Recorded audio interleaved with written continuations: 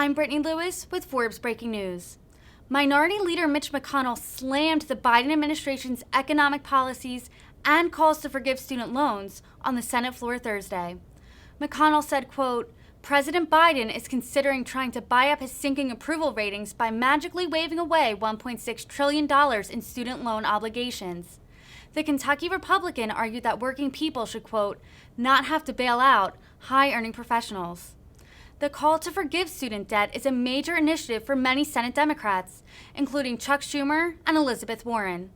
They have asked Biden to forgive $50,000 per borrower. Here's McConnell's full argument against the proposal. The further proceedings on the quorum call be dispensed with. Without objection.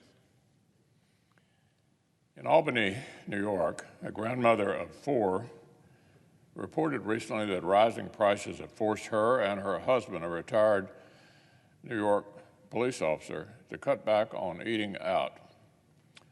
I feel it in the pocketbook, she said. In Grand Rapids, Michigan, one young family reported that before inflation took off, quote, the paycheck went a little bit further. Now on essentials like gas and groceries, quote, there's no wiggle room. In Springfield, Missouri, a food truck owner said he and his wife are having to take business further and further from home despite gas prices. So stories like these aren't exceptions, they're the rule.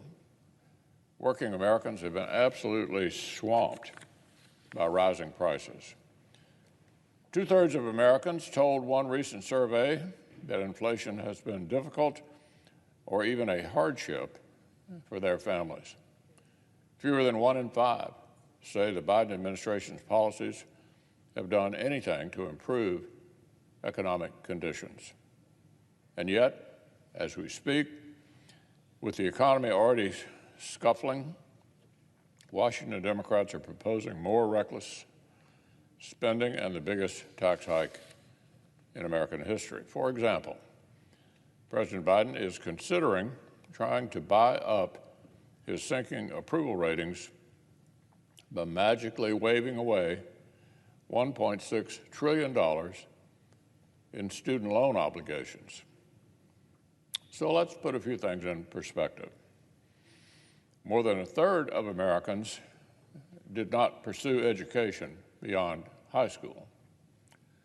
Of the Americans who did receive additional schooling, barely 1 in 4 hold any student debt at all. In fact, an outright majority of the $1.6 trillion in federal student debt is held by professionals with advanced degrees. Working people who chose to avoid taking on debt should not have to bail out high-earning doctors, lawyers, and dentists, or adults who borrowed 6 figures for an Ivy League master's. President Biden wants to effectively funnel money away from people who decided to learn a trade, away from people who chose community college, away from people who made tough sacrifices to actually pay off their loans. In order to buy more enthusiasm from one of the Democrats' loudest and farthest left constituencies, young liberal professionals with elite degrees and massive earning potential get a giant handout, and working people in rural America get the bill. As one scholar from a left-wing think tank puts it, quote, almost 1/3 of all student debt is owed by the wealthiest 20% of households, while only 8% by the bottom 20%. He concludes, student debt is concentrated among high-wealth households, and loan forgiveness is regressive, whether measured by income, educational attainment, or wealth. Even among the small slice of Americans who do have some student debt, the majority owe less than $20,000. But the senior senator from Massachusetts has proposed a cap that would cover debt up to 2.5 times that amount. She is laser focused on giving the future lawyers and future doctors of Cambridge, Massachusetts, this massive gift before this November. You literally have Democrat state attorneys general writing the administration demanding the federal government exercise its authority to cancel federal student loan debt for every single borrower.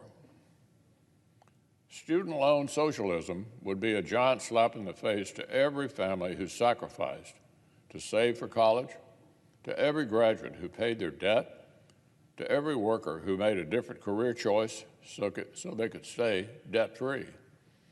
Now, a little more than a year ago, President Biden was saying, quote, "I don't think I have the authority to do it by signing with a pen." Speaker Pelosi affirmed that view, saying people think the president has the power for debt forgiveness. He does not. Even the former general counsel of the Obama Education Department concluded the executive branch likely does not have the unilateral authority to engage in mass student debt cancellation. But apparently lackluster poll numbers have the president considering breaking the law and plowing ahead anyway. So think about this very concretely. Democrats want construction workers, police officers, and small business owners in Kentucky to effectively eat the student loans of surgeons, corporate lawyers, and people in New York City who choose to borrow $180,000 for a master's from the Columbia Film School with no plan whatsoever for paying it back.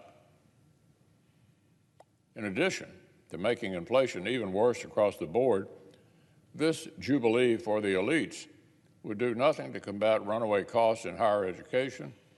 Mindless subsidies would just make the runaway costs even worse. I'd like to see one single Democrat visiting the working people of Kentucky and defend this proposal with a straight face. Democrats' policies already have working Americans facing the worst inflation in more than 40 years, as well as the risk of a recession. But instead of trying to help middle-class families, Democrats are cooking up massive bailouts for Ivy League graduates. You could hardly dream up something more unfair. Now, an entirely